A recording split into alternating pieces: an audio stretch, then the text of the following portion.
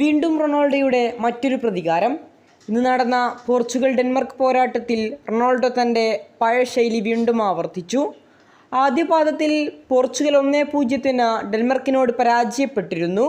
അന്ന് ഹെലിജൻഡ് നടത്തിയ റൊണാൾഡോയുടെ സെലിബ്രേഷൻ ഫുട്ബോൾ ലോകത്ത് വളരെ വലിയ ചർച്ചാ വിഷയമാക്കിയിരുന്നു.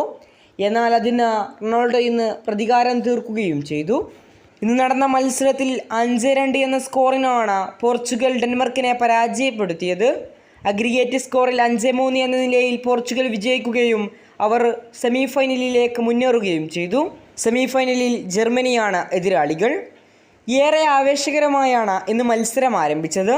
തുടക്കം തന്നെ പോർച്ചുഗൽ ഗോൾ കണ്ടെത്തിയതോടെ ഏറെ ആശ്വാസമായി. 38-ാം മിനിറ്റിൽ ആൻഡേഴ്സന്റെ സെൽഫ് ഗോളിലൂടെ പോർച്ചുഗലാണ് മുന്നിലെത്തിയത്. മത്സരത്തിൻ്റെ 56-ാം മിനിറ്റിൽ നിസൻ നേടിയ ഗോളിലൂടെ ഡെൻമാർക്ക് ഒപ്പമെത്തി. എന്നാൽ 72-ാം മിനിറ്റിൽ റൊണാൾഡോ ഗോൾ കണ്ടെത്തിയതോടുകൂടി തന്നെ പോർച്ചുഗൽ വീണ്ടും മുന്നിലെത്തി.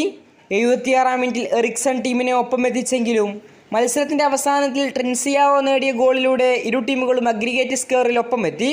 പിന്നെ നടന്ന 30 മിനിറ്റിൽ അധിക സമയത്തിൽ ട്രെൻസിയോ വീണ്ടും പോർച്ചുഗലിനായി ഗോൾ വല ചലിപ്പിച്ചു. മത്സരത്തിൻ്റെ 115-ാം മിനിറ്റിൽ റാമോസ് കൂടി ഗോൾ വല ചലിപ്പിച്ചതോടുകൂടി ഡെൻമാർക്ക് പതനം പൂർത്തിയായി. പോർച്ചുഗലിന് ജർമ്മനിയാണ് സെമി ഫൈനലിലെ എതിരാളികൾ.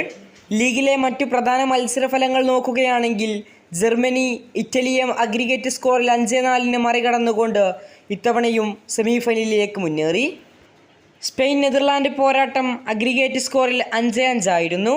പെനാൽറ്റി ഷൂട്ടൗട്ടിൽ 5-4 മറികടന്നുകൊണ്ട് സ്പെയിൻ വീണ്ടും സെമി ഫൈനലിലേക്കെത്തി. ക്രൊയേഷ്യയെ ഫ്രാൻസും പെനാൽറ്റി ഷൂട്ടൗട്ടിലൂടെ മറികടക്കുകയായിരുന്നു.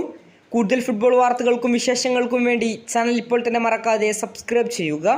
കൂടുതൽ ഫുട്ബോൾ വിശേഷങ്ങളുമായി ഇനിയും കാണാം.